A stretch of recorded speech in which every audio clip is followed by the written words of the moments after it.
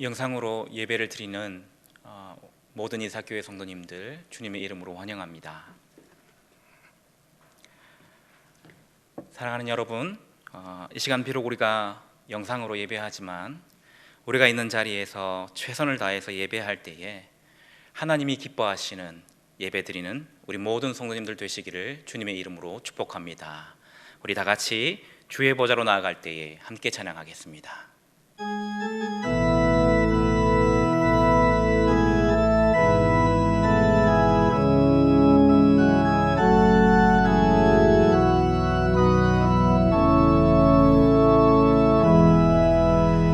주의 보좌로 나아갈 때에 어떻게 나가야 할까?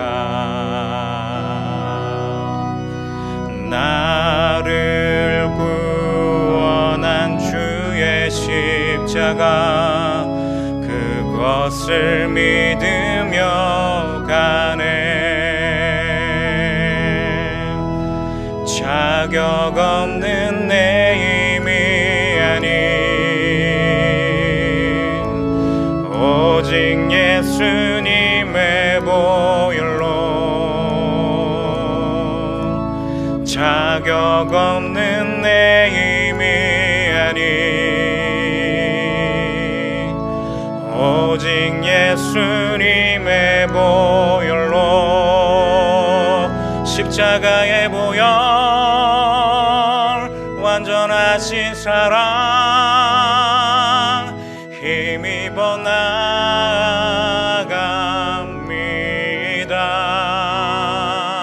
십자가의 보혈, 완전하신 사랑 힘입어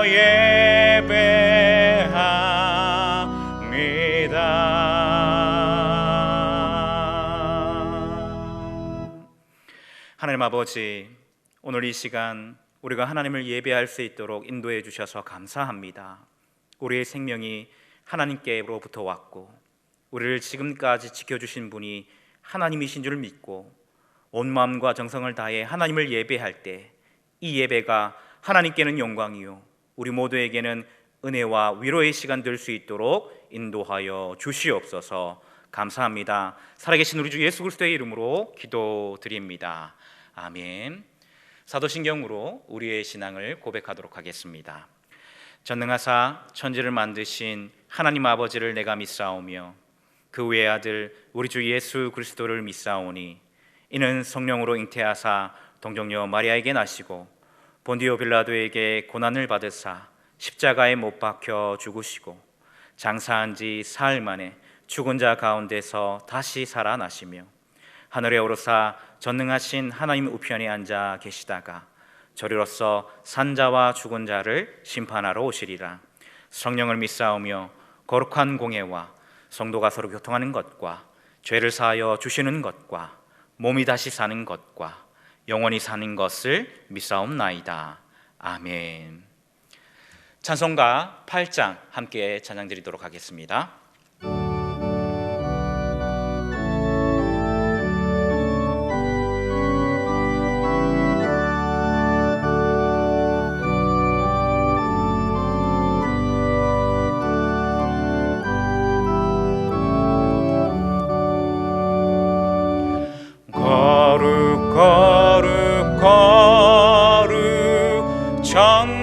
전능하신 주님, 이른 아침 우리 주를 찬송합니다.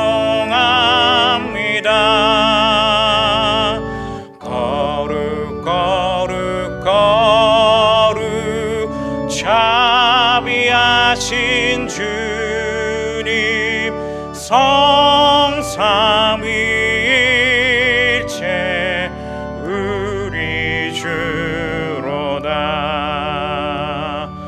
거룩 거룩 거룩 주의 보좌 앞에 모든 성도 멸류관을 벗어드리네.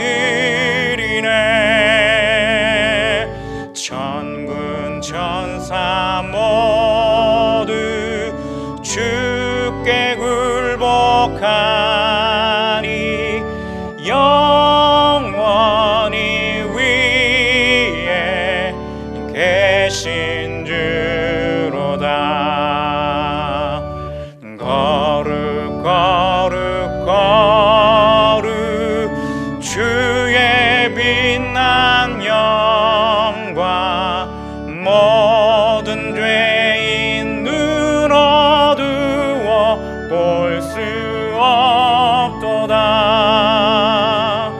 거룩하신 이가 주님밖에 없네. 온전히 전능하신 주로다. 거룩 거룩 거룩 전능하신 주님, 천지 만물 모두 주를 찬송합니다. 거룩 거룩 거룩 전능하신 주님, 성삼위일체 우리 주로다.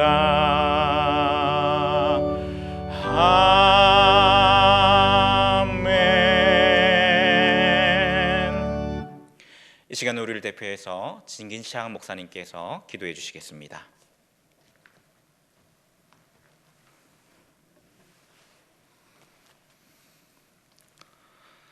살아계신 아버지 하나님, 거룩하고 복된 주일을 맞아 예배할 수 있도록 인도해 주셔서 감사드립니다. 코로나19로 인하여 현장에 모여서 함께 예배를 드리지는 못하지만 각 가정에서 또 삶의 현장에서 하나님 앞에 믿음의 제단을 쌓을 수 있게 해주셔서 감사합니다. 주님만이 우리가 피할 산성이오니 허물어가는 세상 속에서 주님만을 신뢰하며 나아가기를 소망합니다. 주님을 예배하기 위해 주의 백성들이 나왔습니다. 온전한 마음으로 주님을 예배하는 시간 되게 하여 주옵소서. 하나님, 죄악으로 인하여 죽을 수밖에 없는 우리를 사랑하심으로 하나님께서 창세 전에 이미 예정하시고 작정하셔서 독생자 예수 그리스도로 구원의 선물을 주심으로 하나님의 자녀요 상속자로 살아가게 하심에 감사드립니다. 씻을 수 없는 죄의 문제를 십자가 위에서 흘리신 보혈의 공로로 깨끗게 하시고 정하게 하시고 영원한 하나님의 나라 천국을 소유한 백성으로 이제는 날마다 거룩하고 정직하고 깨끗하게 살아낼 수 있도록 인도하여 주옵소서. 소망 가운데 인도하시는 하나님, 한 주간 하나님 앞에 우리의 살아온 삶을 고백합니다. 힘다하여 하나님을 섬겨야 함에도 주님의 뜻대로 살아오지 못하고 죄의 문제에서 자유하지 못했음을 용서하여 주시옵소서. 하나님, 예배 가운데 은혜를 주시기를 소원합니다. 갈급한 심령으로 주님 앞에 섰습니다. 코로나로 인해 마음껏 소리치지 못하고 부르짖지 못하며 마음껏 교제할 수도 없습니다. 자비하신 하나님, 이 시간 성령으로 임재하여 주셔서 함께 예배하는 모든 하나님의 백성들에게 은혜를 부어 주시옵소서. 갈급한 심령 위에 성령의 단비를 내리시고 상한 심령을 치유하여 주시옵소서.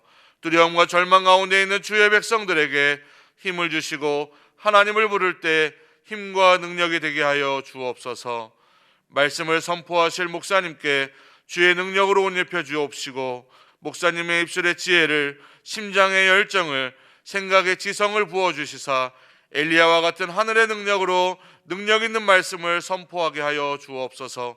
그래서 예배에 참석하는 모든 이들에게 확신과 뜨거움을 허락하사 주님을 만나는 천상의 경험이 되게 하옵소서.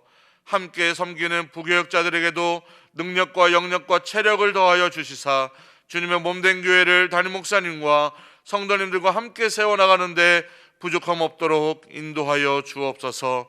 그래서 우리 교회가 지역 속에서 소금과 빛의 역할을 감당하기를 원합니다. 비록 코로나로 인해 어려운 가운데 있지만 주어진 현실 속에서 성실하게 이웃을 섬기게 하시고 하나님의 영광을 드러내게 하여 주옵소서. 시니어 교구와 다음 세대 주일학교를 붙잡아 주시고 환우들을 기억하여 주시사 위로와 평안이 넘치게 하여 주시며 회복의 은혜로 인하여서 간증의 거리가 넘치게 하여 주옵소서. 특별히 다음 세대와 청년들에게 하나님의 특별한 은혜를 주셔서 이 시대의 다윗과 다니엘과 요셉과 같은 믿음의 세대들이 새벽 이슬같이 일어나게 하여 주옵시고 세상을 두려워하는 인생이 아니라 세상을 두렵게 만드는, 그래서 하나님의 이름을 세우는 영광의 세대들을 보게 하시며 우리 이삭교회가 큰 일을 감당하는 교회가 되게 하여 주시옵소서. 세상에 수많은 사람들이 있지만 허물 많은 저희들을 택하여 주시고 주의 사랑으로 품어주시니 감사합니다. 고난 가운데 있는 주의 백성들을 붙드셔서 낙심하지 않고 주님을 섬길 수 있도록 은혜를 내려주시고 생업과 사업의 환경을 열어주시고 경제를 살려주셔서 물질적으로 고통당하지 않도록 조속히 이 힘든 시기를 버텨내고 이겨내게 하여 주옵소서. 의미 없는 고난이 없고 계획 없는 사건이 없음을 믿습니다. 비록 어려운 가운데 있지만 주님의 인도하심을 기대하며 기도하기를 쉬지 않게 하여 주옵소서. 이념과 이해 관계로 갈라지고 무너진 우리나라를 불쌍히 여겨주시고 대통령을 비롯하여 모든 백성들이 한마음으로 하나님만을 섬기는 나라 되게 하시며 지도자들에게 하늘의 지혜를 주셔서 하나님을 아는 지혜를 얻게 하시고 백성들을 위해 수고하며 애쓰는 모범된 이들이 되게 하여 주옵소서. 오늘도 예배를 위해 수고하고 애쓰는 섬김이들을 기억하여 주시고 온 세계와 열방 가운데 선교 사역을 감당하는 주의 종들을 기억하여 주옵소서. 그들의 수고가 하늘에 연락되기를 원합니다. 각 처소에서 비대면으로 예배하는 모든 이들에게 동일한 은혜가 임할 줄 믿사오며 이 모든 말씀 살아계신 예수님의 이름으로 기도드립니다. 아멘.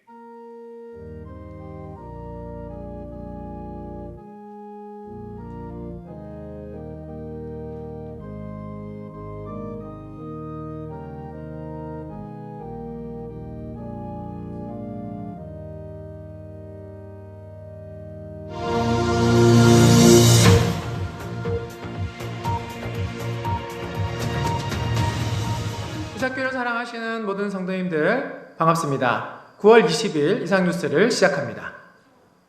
현재 이삭교회의 모든 공예배는 온라인으로 드리고 있습니다. 부산시의 사회적 거리두기 2단계 기간이 27일까지 연장됨에 따라 다음 주에도 동일하게 온라인으로 예배를 드립니다. 오늘부터 주일 예배 송출 방식이 조금 달라졌는데요. 유튜브를 통해서 녹화 영상을 실시간으로 송출합니다. 댓글창이 열려 있으니까 많은 성도님들이 함께 참여하셔서 받은 은혜를 나누는 귀한 나눔이 있기를 기대합니다. 다음 소식입니다. 많이들 기다리셨죠? 드디어 다음 달에 사랑방 모임이 시작됩니다. 박수! 조금 아쉽지만 온라인으로 진행되는데요. 이를 위한 가장님들의 교육이 있습니다. 22일 화요일 저녁 8시에는 각 교구장들과 마을장들의 첫 번째 모임이 있습니다. 한 주 뒤인 29일 화요일 저녁 8시에는 각 마을장님들과 가장님들의 두 번째 모임이 있습니다. 각 교구마다 일정이 변경될 수 있습니다. 공지를 꼭 참고해 주시기 바랍니다. 또 한 가지 기쁜 소식이 있습니다. 1학기 때는 열리지 못했던 평신도 아카데미가 드디어 이번 학기에는 열리게 되었습니다. 예! 온라인으로 진행되는데요. 모두 7개의 강의가 준비되어 있습니다. 신청 기간은 오늘부터 9월 말일까지이고요. 신청 방법은 온라인에서 신청서를 작성하셔서 제출하시면 됩니다. 자세한 내용은 홈페이지를 참고해 주세요. 온라인으로 신청하시기 어려우신 분들은 교구 담당자를 통해서 신청해 주시고요. 각 강의마다 최대 인원이 제한되어 있으니까 빨리 신청하셔야 되겠죠? 올해 하반기 학습 세례 입교식이 있을 예정입니다. 대상자들은 각 사랑방 가장님들을 통해서 또는 담당 교육자들을 통해서 신청해 주시면 되겠습니다. 교육 일정과 문답 세례식 일정은 추후에 공지해 드리도록 하겠습니다. 마지막 소식입니다. 동부산노회 주일학교 연합회 주최 온라인 영상 성경 암송 축제가 지난주까지 있었습니다. 여기에 우리 교회에서는 모두 24명의 아이들이 참가를 했었는데요. 그 자랑스러운 얼굴들의 영상을 모아봤습니다. 함께 보시죠. 시작. 하나님이 너와 그 아들들에게 복을 주시고 그들에게 이르시되 생육하고 공성하번 땅에 충만하여 땅의 모든 짐승과 공중의 모든 새와 땅에 기는 모든 것과 바다의 모든 물고기가 너희를 두려워하며 너희를 무서워하니 이것들은 너희 손에 붙였음이니라. 모든 산동물은 너희의 먹을 것이 될지라. 채소같이 내가 이것을 다 너희에게 주노라. 창세기 7장 1절부터 24절까지 암송하겠습니다.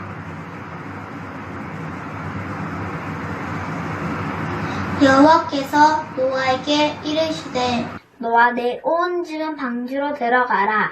이 세대에서 내가 내 앞에 의로움을 내가 보았음이니라. 너는 모든 중요한 짐승 암수 60, 부정한 것은 암수 20을 내기로 데려오며 공중의 새도 암수 7씩을 데려와 그 씨를 온 지면에 유전하게 하라. 지금부터 7일이면 내가 40주 아래 땅에 비를 내려 내가 지은 모든 생물을 지면에서 쓸어버리리라. 노아가 여호와께서 자기에게 명하신 대로 다 준행하였더라. 지면의 모든 생물을 쓸어버리시니 곧 사람과 가축과 기는 것과 공중의 새까지라. 이들은 땅에서 쓸어버림을 당하였으되 오직 노아와 그와 함께 방주에 있던 자들만 남았더라. 물이 150일에 땅에 넘쳤더라. 아멘. 사람이 땅 위에 번성하기 시작할 때 그들에게서 딸들이 나니 하나님의 아들들이 사람의 딸들의 아름다움을 보고 자기들이 좋아하는 모든 여자를 아내로 삼는지라. 여호와께서 이르시되 나의 영이 영원히 사람과 함께하지 아니하리니 이는 그들이 육신이 됨이라. 그러나 그들의 나이는 120년이 되리라 하시니라. 당시의 땅에는 넷비림이 있었고 그 후에도 하나님의 아들들은 사람의 딸들에게로 들어가 자식을 낳았으니 그들은 영서라. 그들의 명성에는 사람들이었더라. 노아가 그와 같이 하여 하나님이 자기에게 명하신 대로 다 준행하였더라. 아멘. 나는 참 포도나무요 내 아버지는 농부라.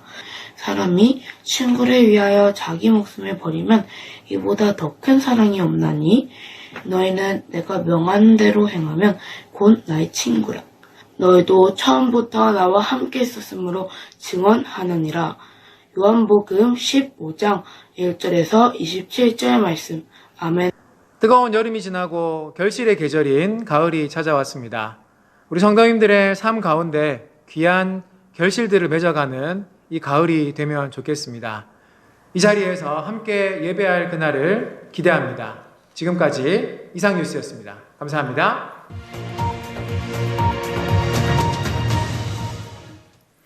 할렐루야, 반갑습니다. 성도 여러분.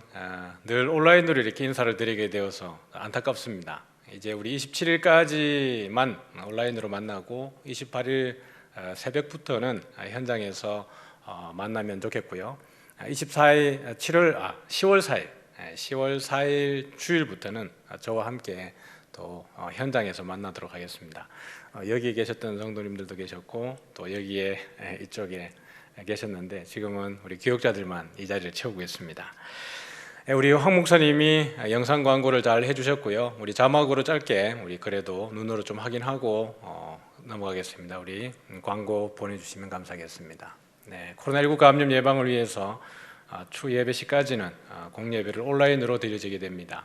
우리 말씀드린 것처럼 우리 9월 27일까지 9월 28일부터는 현장 예배를 진행하도록 하겠습니다. 네, 다음 보여주시죠. 비대면 사랑방 모임을 위한 줌 활용법이 홈페이지에 게재되어집니다. 우리 영상 광고를 잘 참고하셔서 우리 가장님과 또 교구장님들 또 가원들이 또 기도하면서 사랑방 모임을 또 잘 준비하시면 감사하겠습니다. 다음입니다. 평신도 아카데미도 저희들이 준비를 하고 있습니다. 우리 교육자들이 또 기도하는 마음으로 준비하고 있으니까요. 성도님들이 준비하셨다가 이 귀한 영상 또 강의에 많이 참여하시면 감사하겠습니다. 학습 세례 입교식 신청해 주시기를 바라고요. 코로나19로 인해서 일정들이 확정하기가 좀 애매한 상황입니다. 그러나 저희들이 시의 지침을 따라서 별 변동이 없다면 11월 추수감사주일 즈음에서 그 전으로 학습 세례식과 성찬식과 또 추수감사주일을 그렇게 지키도록 하겠습니다. 선교위원회 광고입니다. 김요나 장사랑 선교사님께서 지금 선교관에 머무르고 계십니다. 우리 기도해 주시고 또 개인적으로 그렇게 또 만나서 교제하시면 감사하겠습니다. 우리 함께 보셨지만은 동부산 노회 주간 영상 암송 축제 가운데 우리 교회가 많은 어린이들이 또 함께 참여해서 또 입상을 했습니다.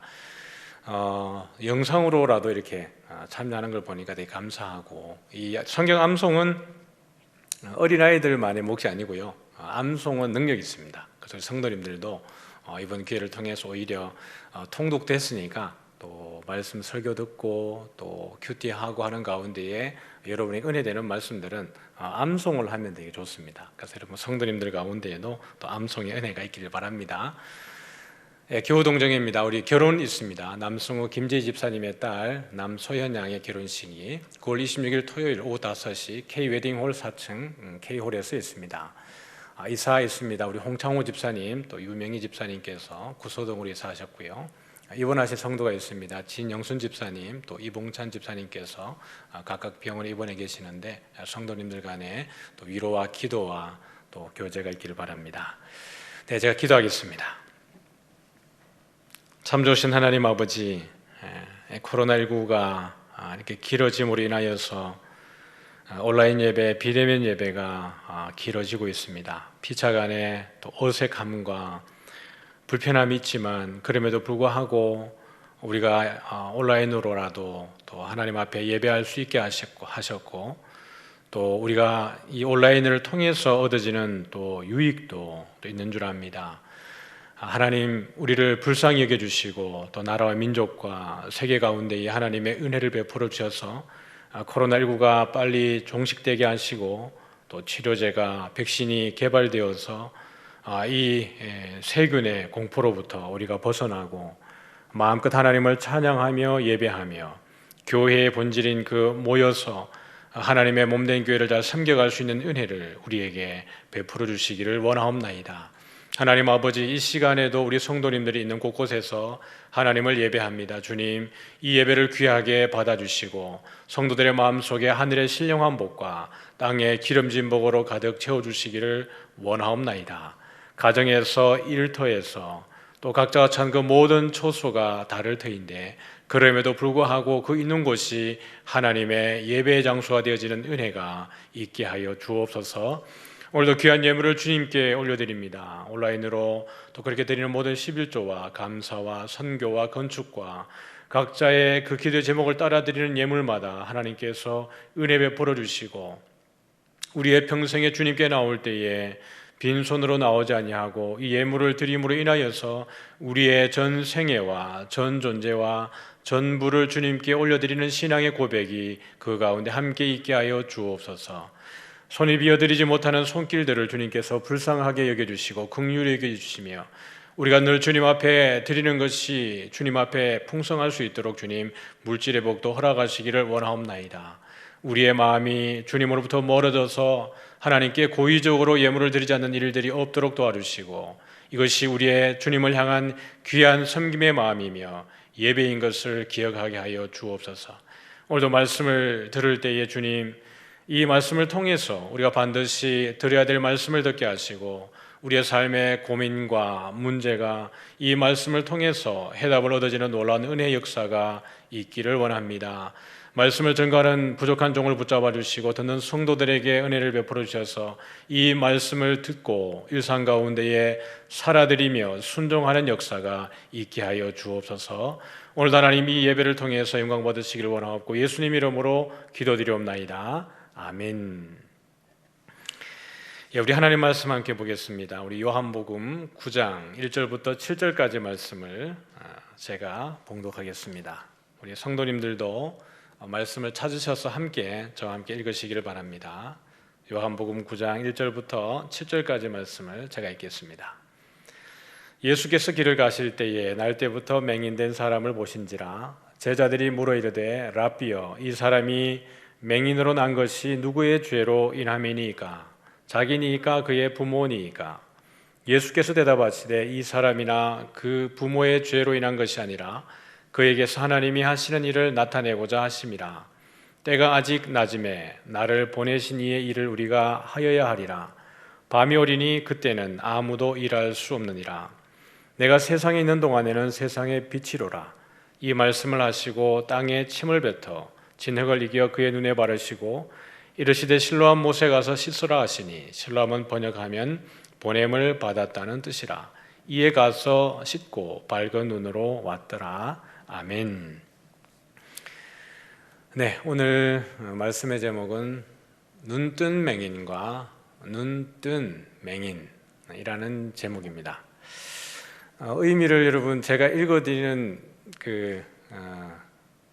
이 발음으로 구분을 할 수 있겠습니까? 눈뜬 맹인과 눈뜬 맹인. 똑같죠? 눈뜬 맹인과 눈뜬 맹인. 제가 한번 이거를 구분을 해서 한번 읽어볼 텐데 여러분들이 제가 이걸 잘 구분을 할 수 있는지 모르겠습니다. 눈뜬 맹인과 눈뜬 맹인. 이건 나중에 설교 마칠 때 정도 되면 제가 설명을 해드리도록 할게요.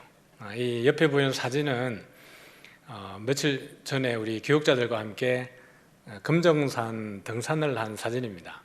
저기 높은 데가 고당봉인데요. 우리 교육자들도 단합도 할 겸해서 올랐는데 아주 좋았습니다. 사진을 보여주는 이유는요, 지금 막 코로나로 인해 가지고 분위기들이 좀 침울하고 무겁잖아요. 좀 경치도 보고 또 우리 교육자들의 모습도 여러분들이 좀 보고 이렇게 분위기 전환하시라고 제가 띄워드렸습니다. 그 제일 뒤에 걸어가시는 분이 여러분 교육자일까요? 아니면 등산객일까요? 여러분 혹시 교육자라고 생각되시면 그 교육자에게 누구 맞으세요라고 문자 보내면 아마 그분이 가장 먼저 보내신 분에게 기프티콘을 보낼까요?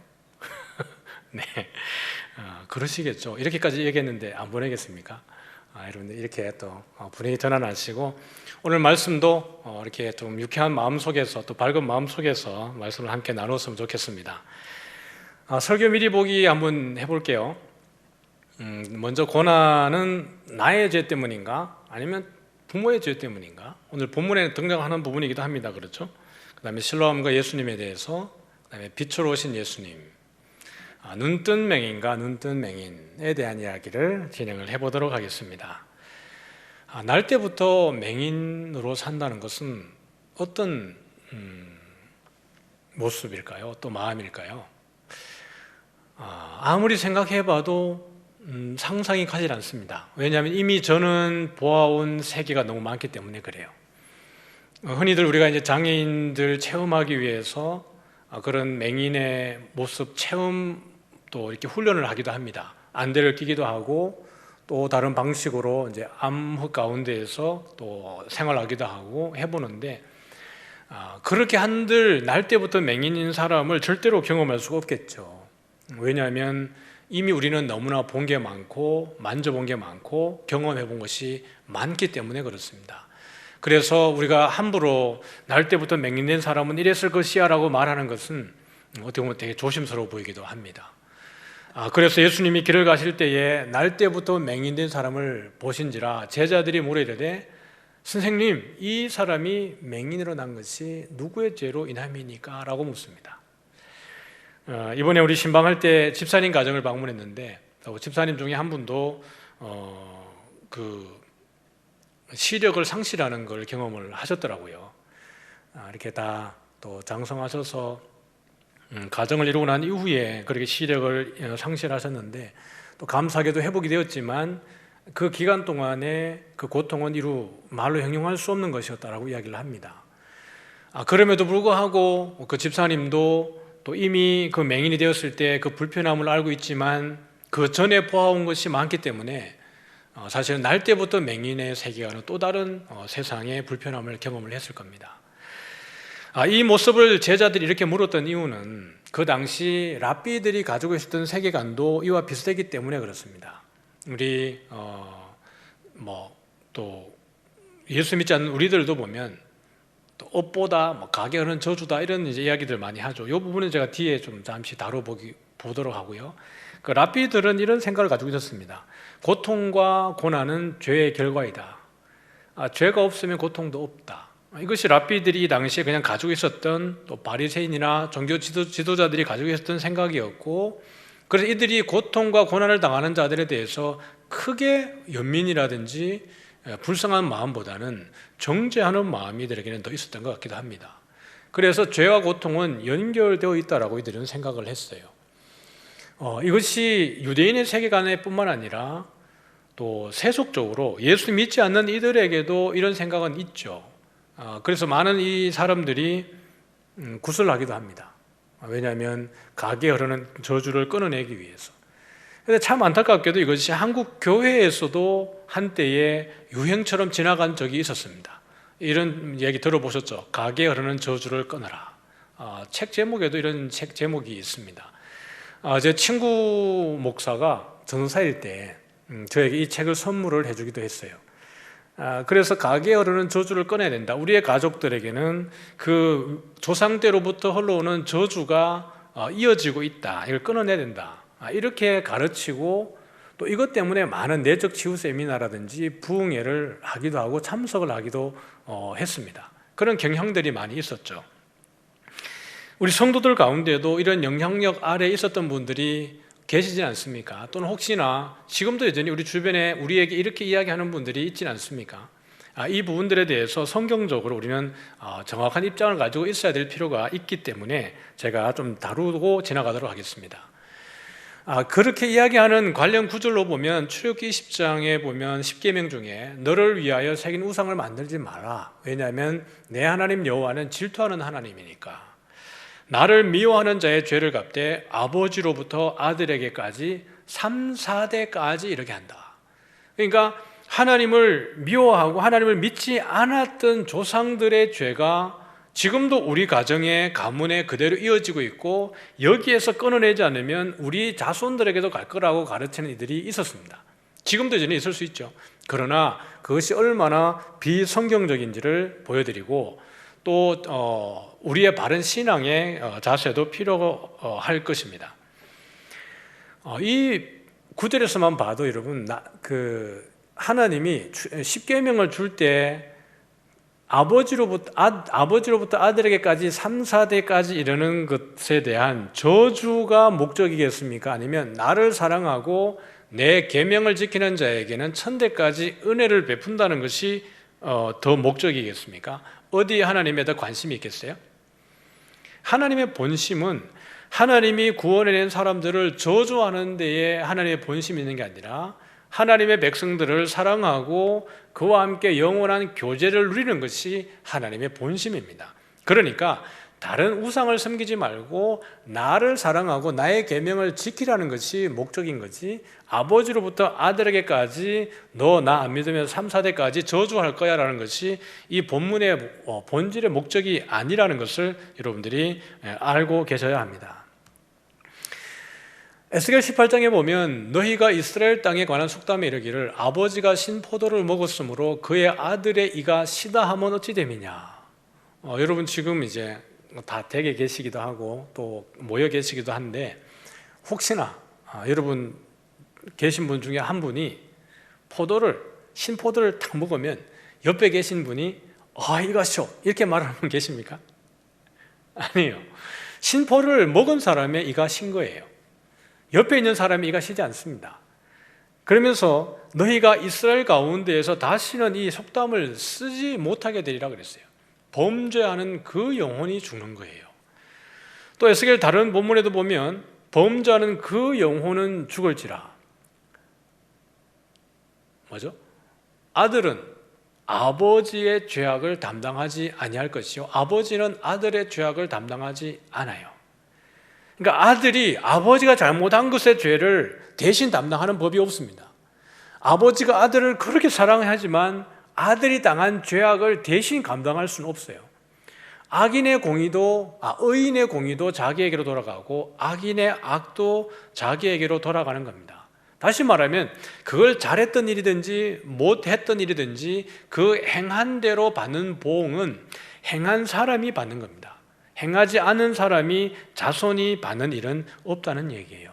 그래서 예수께서 대답하시되 이 사람이나 그 부모의 죄로 인한 것이 아니라 그에게서 하나님이 하시는 일을 나타내고자 하심이라 이렇게 얘기합니다. 이 구문은 not A but B입니다. A가 아니라 B다. 그런데 이 B 가는 부분에 강조를 했어요. 오히려 한글 성경에는 뉘앙스는 나타나 있지만 강조하는 의미가 조금 더 약하긴 하지만 원문에 가보면 이걸 좀 더 강한 역접 동사를 접속사를 썼습니다. 그래서 이 사람이나 부모의 죄 때문이 아니고 오히려 그에게서 뭐죠? 그 안에서 하나님의 일을 나타내기 위해서 그렇다는 거예요.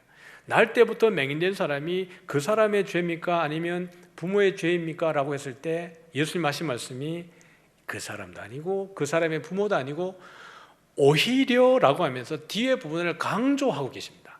그 사람 안에서 또는 그의 맹인됨을 인하여서 하나님이 어떻게 일하시는지, 하나님이 누구인지, 하나님이 무엇을 원하는지를 나타내기 위해서 그렇게 된 거야 라고 이야기를 해주고 계시는 거죠. 그래서 오늘 우리는 여러분, 하나님이 우리를 선택하셨을 때에 그냥 되어진 것이 아닙니다. 창세전에 그리스도 안에서 우리를 택하셨는데 그의 기쁘신 뜻대로 우리를 뭐 하신 거예요? 예정하신 거예요. 예정하시고 선택하신 겁니다. 우리 성도 한 분 한 분들은 주님 앞에 그렇게 소중한 분들이에요. 다 한 사람 한 사람을 향하신 하나님의 기쁘신 뜻이 있어요. 그러면 여러분 우리가 기도할 때 무엇을 기도해야 되겠습니까? 하나님, 나를 향하신 하나님의 기쁘신 뜻은 무엇입니까? 라고 기도해야 되겠죠. 그래서 우리 인생을 향하신 하나님의 뜻을 발견하게 되어지는 것, 그것이 우리의 소명이고 우리의 사명입니다. 분명히 우리가 예수님을 나의 구주로 영접했다라고 하는 것은 하나님이 창세 전에 그리스도 안에서 택하셨다라는 거예요. 우리는 이걸 예정이라고 이야기를 합니다. 선택이라고 이야기를 하는 거예요. 그러므로 날 때부터 맹인된 자를 향하신 하나님의 뜻, 하나님의 계획하심이 있으셨다라는 것을 예수님은 그들에게 이야기하고 있는 겁니다.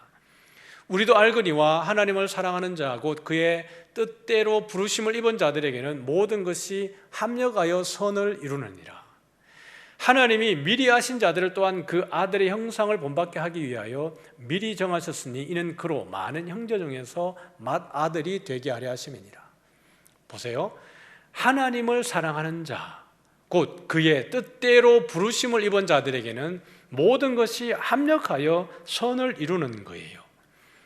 그 사람이 아픈 것, 고난당하는 것, 괴로움 속에 있는 것을 그 지나가는 사람들이 나는 괜찮으니까 저 사람이 보니까 죄 때문에 그런가 보다, 잘못해서 그런가 보다 라고 말할 게 아니라 오히려 이 모든 것을 통해서 하나님의 영광, 하나님이 원하시는 선을 이루기 위한 목적으로 그러한 일들이 일어나고 있다는 거예요.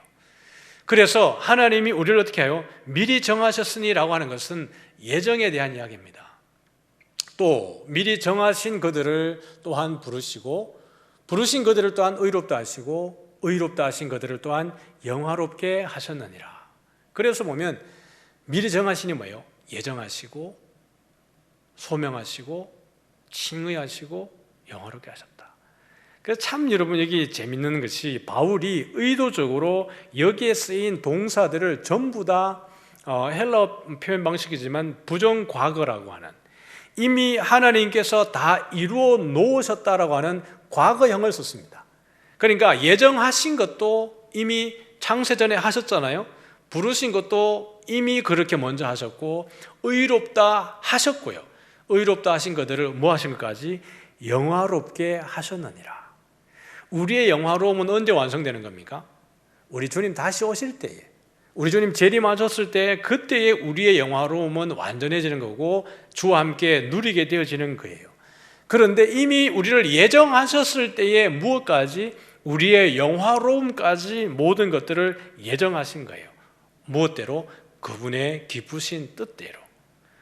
그러니 우리가 가게 흐르는 저주를 끊으라 이런 이야기를 할 게 아니에요. 성경은 그런 이야기를 하지 않습니다. 그것은 올바른 성경적 지식이 아닙니다. 우리 모든 사람은 하나님의 뜻 안에서 하나님의 기쁘신 뜻대로 부름받은 하나님의 백성이에요. 여전히 우리 안에 가게에 흐르는 저주가 있다 그러면 그리고 내 안에서 그 흐르는 저주를 끊을 수 없다라고 말한다 그러면 예수님의 십자가는 효력이 없는 겁니다.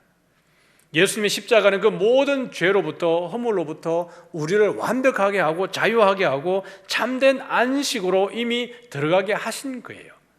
그러므로 아버지가 아무리 예수님 믿지 않고 돌아가셨고 아무리 험악한 세월을 보냈다 할지라도 그로 인해서 우리의 가정에 지금 환난이 연속되어지고 고난이 이어지고 있다 할지라도 그것이 가게에 흐르는 저주가 아닌 것입니다. 고난은 원죄로 인해서 이미 모든 사람에게 주어진 것이에요. 우리가 누군가의 고난을 판단하고 누군가의 고통을 판단할 때 내가 알지 못하는 또 다른 고통과 고난이 나에게 있다는 것을 기억하셔야 합니다. 나는 다른 사람을 이렇게 평가하지만 다른 사람이 나를 다른 형태로 나를 고통 가운데 고난 가운데로 해석할 수 있다는 것을 기억하셔야 돼요.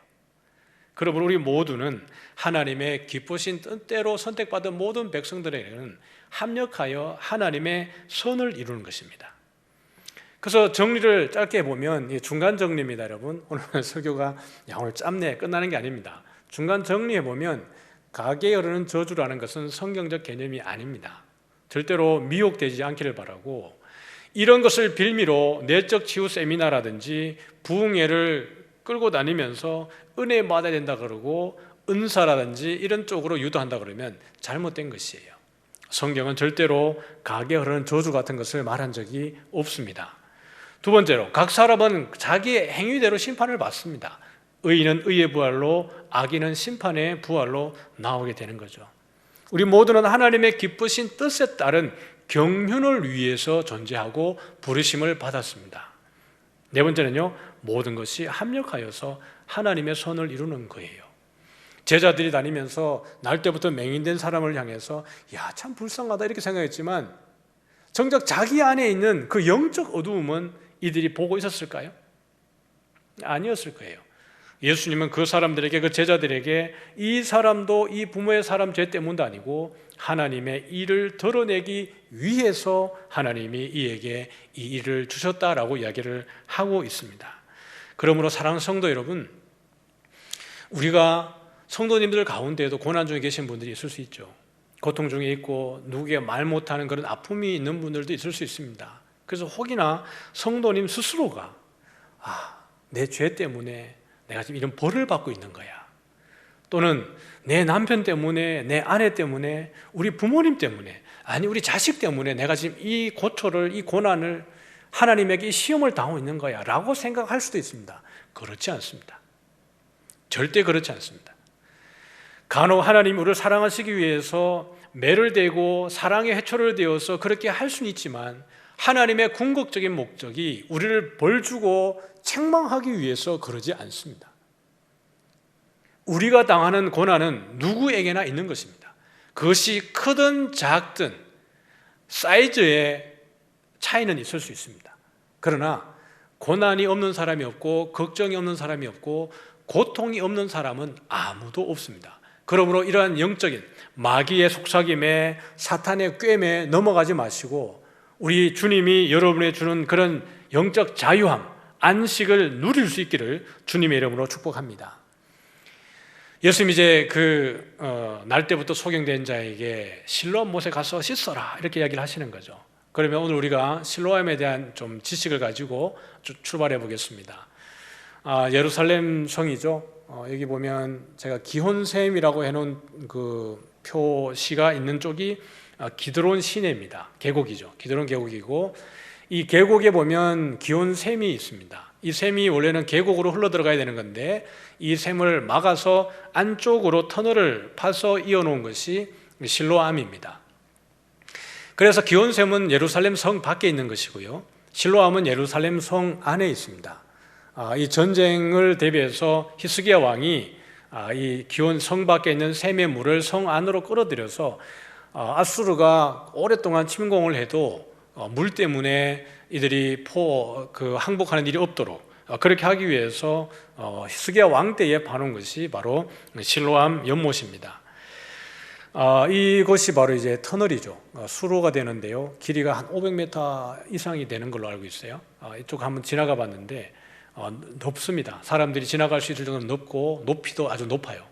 키 큰 사람은 가끔씩 지나가다가 머리를 부딪히게 하는데 저 같은 사람은 그냥 지나갈 수 있고, 우리 행정 목사님은 뛰어가도 될 만큼 높습니다. 여기 있는 이 실로암에서 높은 성전까지 초막절에 물을 길어서 올라갔죠. 가는 가운데에 보면 여기가 수문입니다. 에스라 느헤미야가 포로 기환을 해서 백성들을 모아서 부흥 집회를 열었던 거기가 수문 앞 광장이 바로 저기에 위치를 하고 있습니다. 같이 한번 읽어보면요. 시작. 이 히스기야가 또 기혼의 윗샘물을 막아 그 아래로부터 다윗성 서쪽으로 곧게 끌어들였으니 히스기야가 그의 모든 일에 형통하였더라. 히스기야 왕 때에 했던 일입니다. 그래서 치유 과정을 보면 이 말씀을 하시고 땅에 침을 뱉어 진흙을 이겨 그의 눈을 바르시고, 독특하죠. 침을 뱉으신 거예요. 근데 성경에 보니까 예수님이 침을 뱉어서 그 사람을 고치신 사건이 이것 이외에도 두 군데가 더 있었습니다. 마가복음 7장과 8장이었는데요. 귀 먹고 말 더듬는 사람을 고치시고 또 벳세다의 맹인을 고치신 거죠. 지금 요한복음에서 나오는 날 때부터 소경된 자 맹인을 고친 사건은 예루살렘에서 일어나는 일이고요. 지금 마가복음에서 고치신 사건은 벳세다에서 맹인을 고치신 거예요. 여기도 보니까 귀 먹고 말 더듬는 사람을 고치실 때는 손가락을 그의 양귀에 넣고 침을 뱉어서 그의 혀에 손을 대셨다, 이렇게 얘기합니다. 그리고 열려라 그러면서 이제 에바다를 외치신 거예요. 그 다음에 벳세다에서 맹인을 고치셨을 때에도 눈에 침을 뱉으시며 그에게 안수하시고 그를 보게 하셨습니다. 침이라고 하면 성경에서 조롱을 할 때 등장을 하죠. 군인들이 예수님이 십자가에 못 박히시기 위해서 잡히셨을 때에 그렇게 신문받고 할 때에 군인들이 예수님을 조롱할 때 침을 뱉고 뺨을 때리고 그렇게 할 때 했던 것이 침을 뱉는 사건입니다. 그러면 예수님이 지금 여기 본문 가운데에서도 눈먼 맹인에게 조롱하기 위해서, 귀 먹고 말 듣는 사람에게 조롱하기 위해서 그래 하셨는가라고 하면 여러분 그것은 아니죠. 전혀 다른 입장에서 봐야 됩니다. 이것은 나중에 또 기회가 되어지면 다시 한번 설명할 기회를 찾겠습니다. 그러나 적어도 오늘 본문에서 보면 땅에 침을 뱉어서 진흙을 이기신 사건은 진흙을 이기기 위한 수단으로 침을 사용하신 것입니다.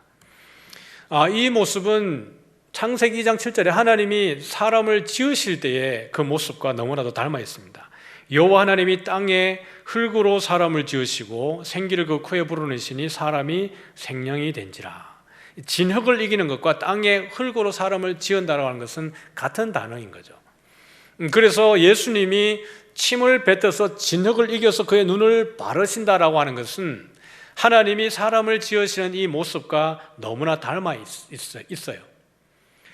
8장에 예수님이 가늠하다 잡힌 여인에게 그 여인을 잡아왔을 때에 그 주변에 둘러선 사람들에게 이야기하시기 전에 먼저 하셨던 퍼포먼스가 뭐냐 그러면 땅에다가 손가락으로 글을 쓰시는 장면이었습니다. 몇 번요? 2번이었죠.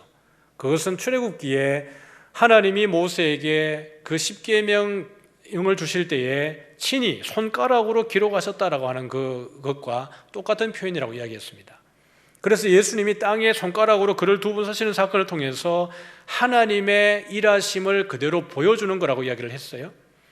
여기에서도 땅에 침을 뱉어서 진흙을 이겨 그의 눈을 바르시는 이 모습과 하나님이 아담과 하와를 창조하실 때의 모습을 다시 되뇌임으로 인해서 예수님이 누구이신가를 여기에 보여주고 있는 것입니다.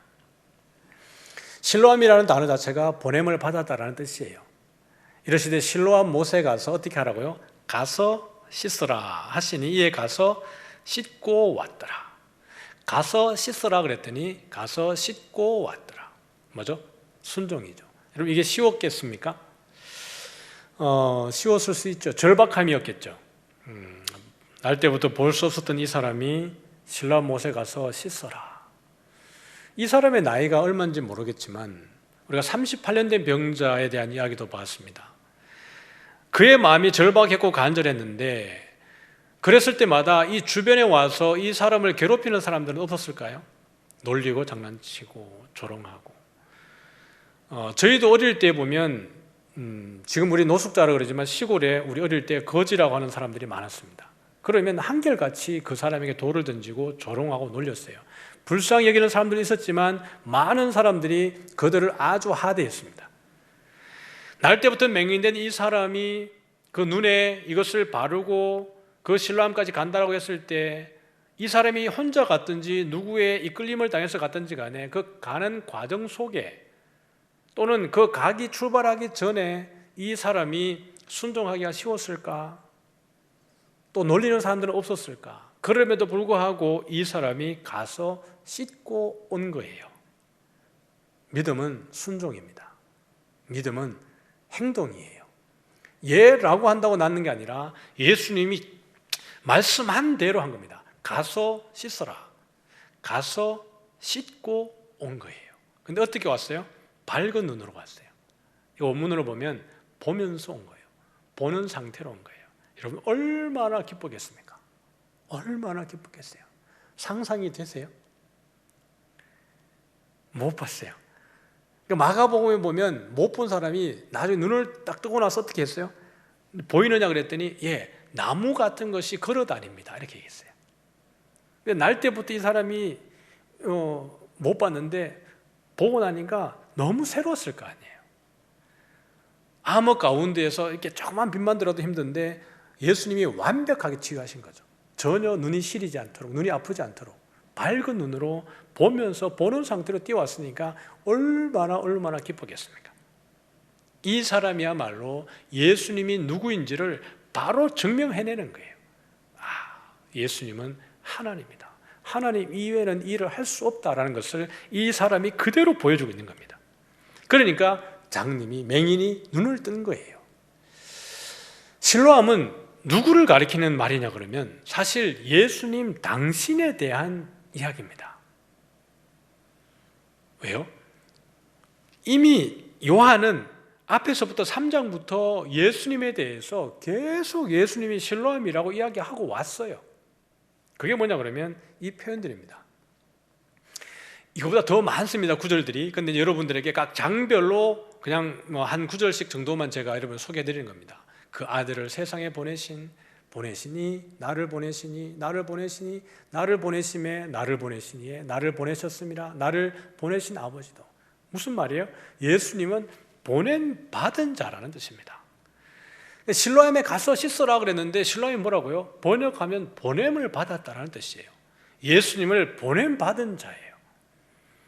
그러면 사건 현장에서는 날 때부터 맹인된 자만 예수님이 가서 씻으라고 해서 가서 씻었더니 그 밝은 눈으로 와서 보게 되었어요. 그러나 요한복음을 읽는 독자들의 입장에서 봤을 때는 뭐예요?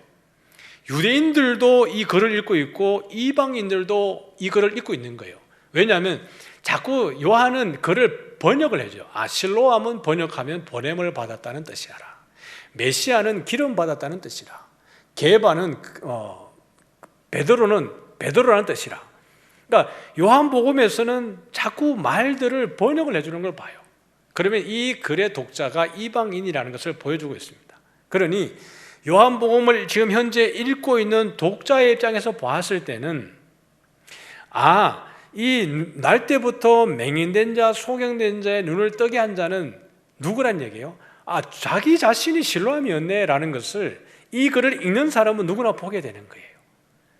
그래서 요한은 처음부터 실로암에 대한 이야기를 쭉 해오다가 언제요? 초막절 행사가 끝나고 그 여인에게 그 죄를 사해 주시고 난 이후에 또 날 때부터 소경된 자에게 오셔서 이 눈을 뜨게 하심으로 인해서 예수님이 당신이 실로암인 것을 툭 드러내시는 거예요.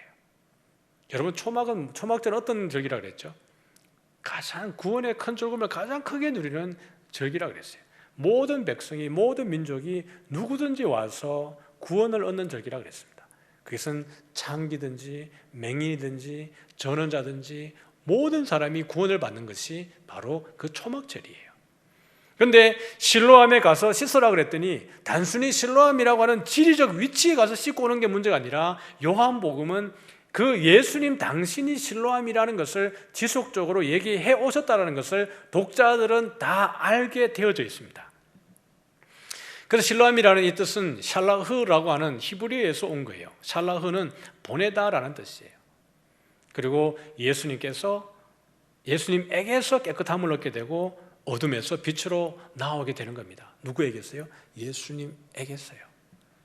그 여인이, 가늠하다 잡혀온 그 여인이, 한밤중에 나온 그 니고데모가 그 가운데서 예수님 안에서, 예수님에게서 빛을 얻게 되어지는 겁니다. 이 백성이 천천히 흐르는 실로아 물을 버리고 르신과 르말리아의 아들을 기뻐하느니라. 이사야가 보면 이 얘기예요. 이 실로아 물이 실로암입니다. 이스라엘 백성들이 하나님의 말씀을 버리고 계명을 버리고 결국에는 이방 민족에게 포로로 넘어가는 거예요. 그런데 이 실로아의 물을 버렸다는 것은 누굴 이야기하는 거예요? 지금 유대인들이 예수님을 버린 것을 이야기하고 있는 겁니다.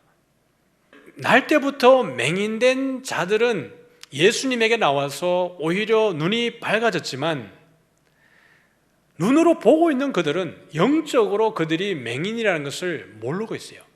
왜요? 실로암이신 예수님을 버렸으니까요. 그러니까 그들이 오히려 심판 가운데로 나오게 되는 것입니다.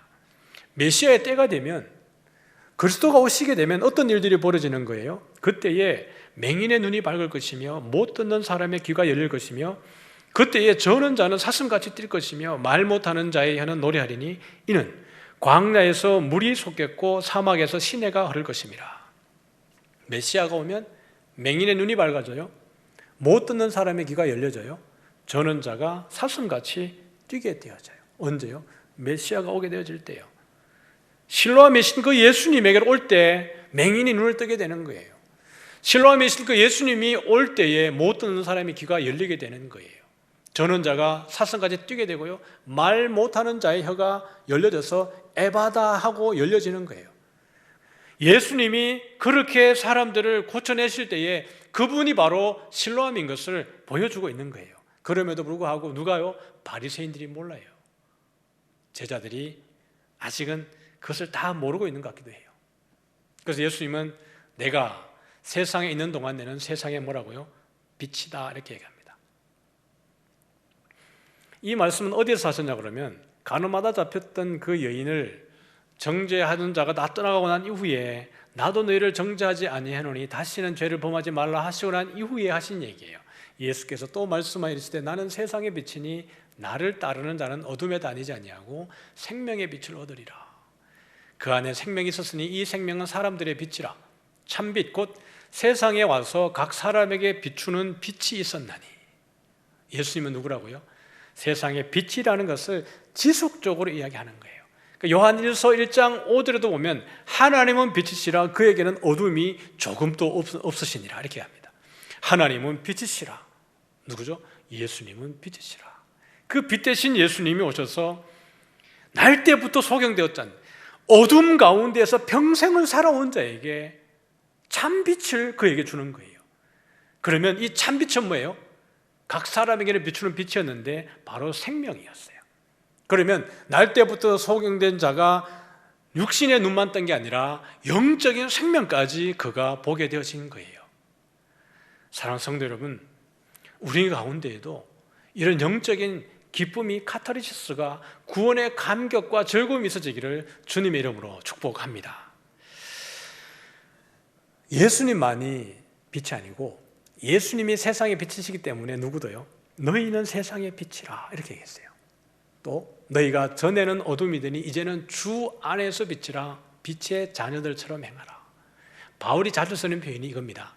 전에는 이것이더니 이제는 이것이다. 전에는 어둠이더니 이제는 주 안에서 빛이라예요. 여러분 이게 우리의 실존입니다. 성도님들과 저 마찬가지로 본질상 진노의 자녀이었어요. 혈통적으로 보면 우리 아브라함의 자손 아닙니다. 혈통적으로 보면 우리 이스라엘의 자손이 아니에요. 우리는 본질상 진노의 자녀였고 어둠이었습니다. 이제는 주 안에서 뭐죠? 빛이에요. 어디에서? 이게 중요합니다. 주 안에서. 바울이 자주 쓰는 것이 이 표현입니다. 주 안에서, 그 안에서, 예수 안에서, 그리스도 안에서. 이 표현을 바울이 정말 많이 써요. 그 전에는 어둠이더니 이제는 주 안에서 빛이라. 그러면 이 주 안에서를 빼버리면요, 빛이 안 돼요. 우리는 왜요? 스스로 빛을 발할 수 없는 존재이기 때문에 그렇습니다. 이 표현이 뭐 잘 맞을는지 모르겠지만 예수님이 태양이라 그러면 우리는 달이고 별이에요. 달과 별은 스스로 빛을 발할 수 없는 존재예요.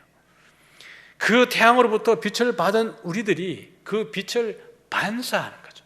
비추이는 거죠. 예수님의 제자예요. 예수님에게 배웠어요. 예수님을 통해서 생명을 얻었어요. 그러므로 우리가 빛의 자녀들처럼이라고 하는 것을 조금 더 우리가 원문의 분위기를 더 살려보면 빛의 자녀로 그냥 살라는 얘기입니다. 빛의 자녀가 아닌데 빛의 자녀인 것처럼 그렇게 살라 이런 의미가 아니라 빛의 자녀로 살아라 이런 얘기입니다. 그러므로 믿음은 순종이에요.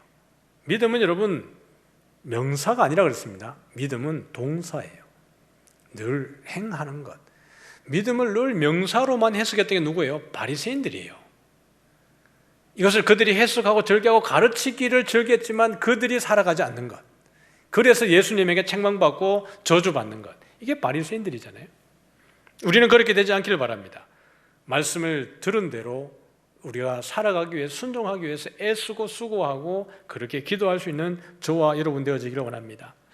예수께서 외치시되 나를 믿는 자는 나를 믿는 것이 아니요 나를 보내신 이를 믿는 것이요 나를 보는 자는 나를 보내신 이를 보는 것이다 그랬어요. 나를 보는 자는 나를 보내신 이를 보는 것이라 그랬어요. 빌립아, 너는 나를 보았는데 왜 자꾸 아버지를 보여달라 그러니? 나를 본 자는 누굴 본 거예요? 아버지를 보았다 이렇게 얘기해요. 나를 보는 자는 나를 보내신 이를 본다는 말은 누구예요? 나를 통해서 나는 충분히 아버지를 너희들에게 보여주고 있다 이렇게 얘기해요. 나는 빛으로 세상에 왔나니 무릇 나를 믿는 자는 어둠에 절대로 거하지 않게 하겠다. 이게 예수님의 메시지이죠. 그래서 예수님은 뭐예요? 아버지를 보여주는 창문입니다. 예수님은 아버지를 보여주는 창문이고 아버지를 보는 창문이기도 하죠. 그러면 성도님들은 누가 돼야 되겠어요? 우리는 예수님을 보여주는 창문입니다. 사람들이 우리를 바라볼 때 우리를 딱 보고 우리를 얘기를 하다 보면 내 안에 있는 예수님을 바라봐야 돼요. 우리의 언어적 습관, 행동, 내 태도, 주변 사람들과의 관계 이런 것 속에서 사람들은 나를 통해서 지속적으로 누구를 보는 거예요? 예수님을 봐야 돼요. 그럴 수 있기를 소원합니다. 여러분 우리의 변화는 세상 사람들에게 큰 충격을 주는 거예요. 어제까지는 제가 안 그랬는데 오늘부터 하려니까 되게 서먹하고 낯섭니다. 이렇게 생각할 수 있죠. 그게 힘입니다. 어제까지 술을 마셨는데 오늘부터 내가 술을 안 마시겠다고 하는 것. 또 줄이는 것. 어제까지는 내가 나쁜 짓 많이 했는데 습관적으로 많이 했는데 오늘부터 안 하게 되어지는 것. 그런데 주변 사람들이 내가 그렇게 하는 걸 너무 잘 알아요. 예, 그래요. 그게 중요합니다. 그게 변화잖아요. 색깔이 달라지는 것, 바뀌어지는 것. 하나님은 우리에게 그걸 원하세요. 그래서 우리를 통해서 예수님을 보여줄 수 있는 복이 있어지기를 소원합니다. 바리새인 중에 예수와 함께 있던 자들이 이 말씀을 듣고 우리도 맹인인가 이렇게 했어요. 누구라고요? 우리도 맹인인가 이렇게 묻는 거예요. 그랬더니 예수님께서 너희가 맹인이 되었더라면 죄가 없으려니와 본다고 하니 너희 죄가 그대로 있느니라. 날 때부터 맹인은 예수님의 말씀에 순종하고 가서 씻어라 그랬더니 실로암에 가서 씻고 밝은 눈으로 돌아온 거예요. 날 때부터 맹인은 예수님의 말씀에 순종함으로 인해서 눈을 떴습니다. 그러나 바리새인들은 종교 지도자들은 뭐라 그래요? 자기들이 맹인인 것을 몰라요. 어떤 맹인인 걸 모르는 거죠? 모세의 글을 읽고 선지자들의 글을 읽고 아브라함이 자기의 조상이라고 말하면서도 불구하고 예수가 하나님인 것을 모른단 말이에요. 눈을 떴지만 맹인인 걸 몰라요. 그들이 율법을 능통하게 하고 많은 사람들에게 선생이 노릇을 하면서 가르치며도 불구하고 정작 자기들이 영적으로 맹인인 것을 모르고 있습니다. 그래서 너희들이 본다고 하니까 너희 죄가 그대로 있다고 말하는 것은 너희가 눈을 떴다고 말하니까 너희들은 맹인이야 라고 말하는 겁니다. 그래서 오늘 설교 제목이 눈뜬 맹인과 눈뜬 맹인이라는 것은 오히려 대비되는 겁니다. 날 때부터 맹인은 눈을 떴지만 자기들이 눈을 떴다라고 말하는 사람들은 맹인이라는 거예요. 사랑하는 성도 여러분, 말씀을 정리하겠습니다. 여러분은 눈뜬 맹인입니까? 아니면 눈뜬 맹인입니까? 말씀을 교육을 너무 많이 받았습니다. 제자 훈련도 많이 받고 성경 공부 많이 하고 통독 많이 하고 너무 잘 알아요. 강의도 많이 들었고 유튜브라든지. 그래서 성경 지식은 너무 많이 알고 있는데요, 이것이 내 삶 가운데로 흘러가지 않아요. 성도님들이 혹시라도 그런 말씀을 많이 안 썼으면 좋겠습니다. 내가 왕년에 뭐 많이 했다, 내가 교사 10수년도 해봤고 부장도 위원장도 뭐도 많이 해봤다, 그래서 이제는 내가 더 할 데가 없다, 이것만큼 무서운 말이 없습니다. 우리에게는 왕년은 별로 의미 없습니다. 그 왕년이 전혀 의미 없는 건 알지만 현재가 나에게 헌신의 자리, 순종의 자리 있지 않는 거면 그 왕년은 우리에게 큰 의미가 없어요. 우리에게 왕년이 큰 의미가 있으려고 그러면 그것이 은혜로 쌓여서 지금도 내가 은혜의 자리, 헌신의 자리, 순종의 자리 있을 때 그 왕년이 너무 아름다운 거예요. 그래서 이때 섬겼던 것을 지금도 우리 믿음의 후배들이 보고 배울 수 있는 것, 그렇게 우리 다음 세대가 여러분 연결되지 않겠습니까? 우리 다음 세대가 지금 우리 청년들, 교회 학교 어린 아이들이 우리 엄마, 아빠, 할아버지가, 할머니가 여전히 헌신의 자리, 순종의 자리에 있는 모습을 볼 때에 그 모습을 계속 지속적으로 이어갈 때 다음 세대가 연결되지 않겠습니까? 다음 세대가 바라볼 때 우리 할아버지, 우리 할머니 그냥 교회 왔다 갔다만 하던데요, 이제 교회 일 안 하시던데요. 그러면 어떤 세대가 일어납니까? 다른 세대가 일어납니다. 다른 세대요. 우리는 부흥기를 경험하고 하나님의 은혜를 크게 경험했는데 다른 세대가 되어버리면 그와 전혀 별개의 세대가 일어나 버립니다. 우리 이삭교회는 다른 세대를 배출하는 교회가 아니라 다음 세대를 양육하는 교회가 되어지기를 주님의 이름으로 축복합니다. 그러므로 이제 가장 사랑방 모임 시작하고 소그룹 모임 시작하고 아카데미 시작하고 이제 교육자들은 벌써 내년도 준비를 하고 있습니다. 그러면 내년도에 일꾼들이 많이 필요할 텐데 우리 교육자들이 콜링을 할 때에 저는 이제 못합니다 이렇게 말할 게 아니라 언제든지 불러만 주시면 감사함으로 아멘 하겠습니다, 순종하겠습니다. 이것이 은혜입니다. 이것이 눈뜬 맹인이 되는 거예요. 눈뜬 뒤에 있는 이 맹인이 아니라. 오늘 말씀을 정리합니다. 같이 한번 읽어보죠. 시작. 고난은 원죄의 결과이며 이 땅에서의 삶은 연장된 고난이며 광야이다. 여러분, 이것은 누구의 죄 때문의 문제라기보다는 아담과 하와의 죄로 인한 원죄의 결과가 이 땅의 고난과 고통으로 오는 거예요. 지금 우리의 삶은 그 고난의 연장이고 또 광야입니다. 그날의 수요 예배를 통해서 봤지만 광야는 하나님의 일하심을 경험하는 과정이라는 거예요. 고난과 그 역경 가운데에서 하나님이 어떻게 일하시는지 우리 성도님들이 또 잘 이겨낼 수 있는 복이 있어지기를 소원합니다. 두 번째로는 예수님 안에는 내 인생의 모든 문제의 답, 지혜가 거기에 있습니다. 여러분 기도하시고 말씀 묵상하시고 예수님 안에 이렇게 들어가고 있으면 그 안에 우리가 상황에 대한 해답뿐만 아니라 영적인 것에 대한 해답도 있습니다. 그래서 내가 현실은 전혀 바뀌지 않았는데 예수님과 교제하다 보니까, 예수님과 그 안에서 코이노니아를 하고 말씀 안에 있다 보니까 내가 이해할 수 없는 하나님의 일들을 나에게 보여주고 깨닫게 해주시는 그 일들이 그 안에서 일어나는 거예요. 그래서 눈 뜬 자도 못 듣는 자도 못 걷는 자도 말 못하는 자도 영적으로 우리 안에 그 어둠 가운데 있는 그 모든 것들도 예수님 안에 완전히 누릴 때에 그 안에 지혜가 있는 줄 믿습니다. 세 번째로 보면 맹인을 통해 예수님은 빛이심을 드러내셨습니다. 나를 통해 예수님은 누구이심을 드러내고 있습니까? 우리의 약점과 우리의 허물은 하나님 되심을 드러내는 도구이기도 합니다. 맹인은 볼 수 없었어요. 그래서 그 가운데 예수님이 그 눈의 거풀을 벗기시면서 그에게 빛을 주셨습니다. 우리의 연약함, 우리의 아픔, 우리의 그 나약함, 그것을 통해서 오히려 그것을 이겨내게 하시는 하나님의 능력, 그 능력이 드러나지기를 주님의 이름으로 축복합니다. 그래서 우리가 예수님을 보여주는 창문이 되어지기를 축복합니다. 한 주간 살아드릴 때에 여러분, 지난 주간에는 사탄의 먹잇감이 되지 말라 그랬잖아요. 이번 한 주간 살아갈 때는 나를 통해서 예수님을 보여주는 그런 한 주간 되어지기를 축복합니다. 마지막으로 우리는 본질상 진노의 자녀라는 것을 잊지 말아야 합니다. 선자는 넘어질까 늘 주의해야 합니다. 내가 많이 안다고 많이 했다고 자랑할 것이 아니라 늘 겸손하게 처음같이 예수를 만났을 때 가장 뜨거웠을 때 그 마음, 또 가장 순수했을 때 그 열정, 그것을 회복할 수 있기를 바랍니다. 청년은 나이로 청년이 아니라 우리의 영적인 에너지로 청년입니다. 연세가 많든 어리든 우리 시니어 계신 이 어르신들도 영적인 에너지가 충만하면 청년이십니다. 우리 한 주간 그렇게 청년으로 또 눈을 뜬 앞에 있는 날 때부터 맹인이 되었지만 눈을 뜬 그런 맹인으로 구원의 기쁨과 감격을 노래하는 저와 여러분 되어지기를 주님의 이름으로 축복합니다.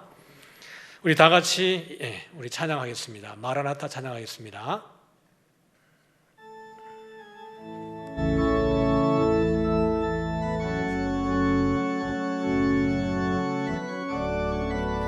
마라나타 주 예수여 오시옵소서.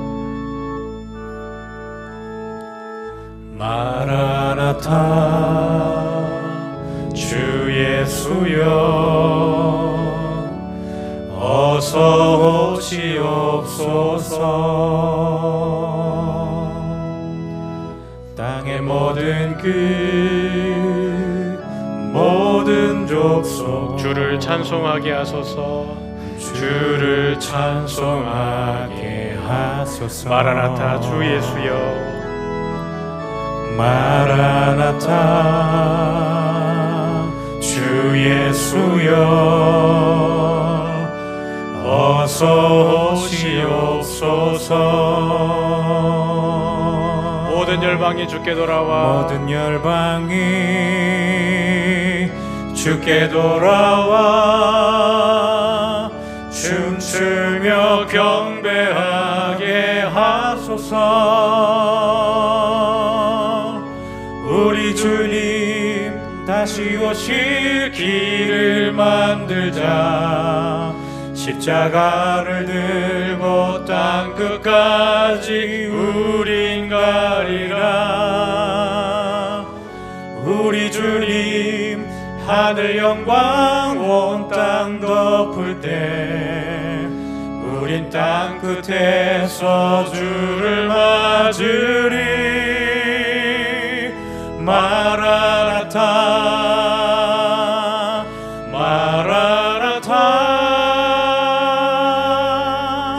아멘. 주 예수여 오시옵소서. 마라나타 마라나타 아멘. 주 예수여 마라나타 마라나타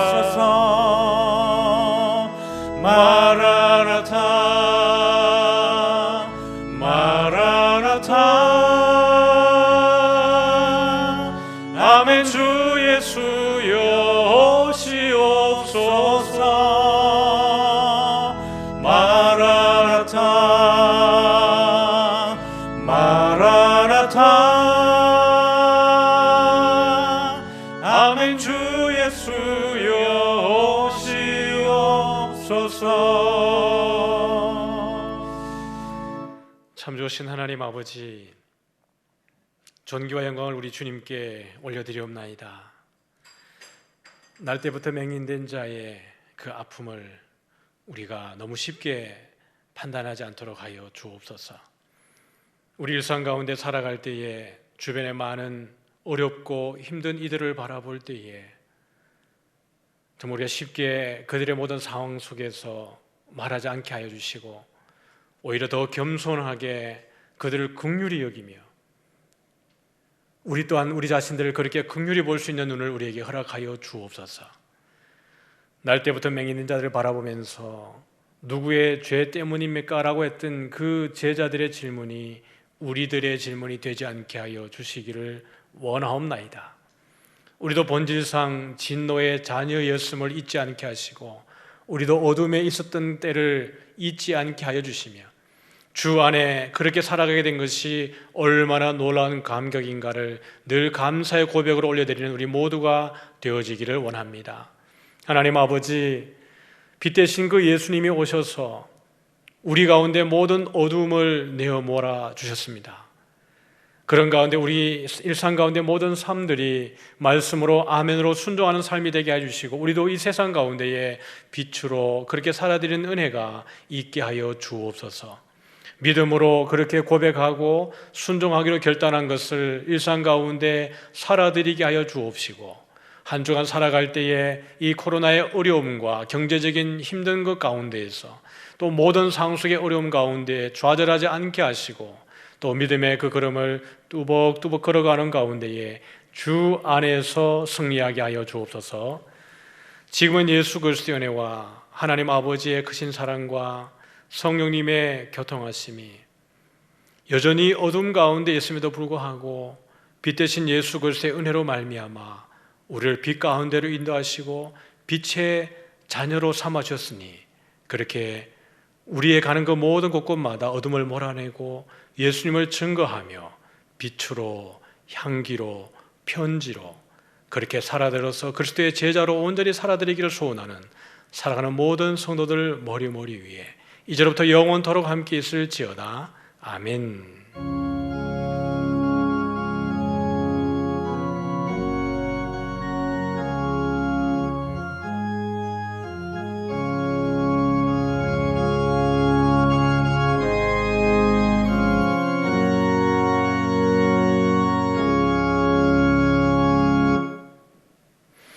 네, 감사합니다. 우리 예배를 마쳤습니다. 한 주간 은혜 가운데에 믿음으로 승리하시기를 주님의 이름으로 축복합니다.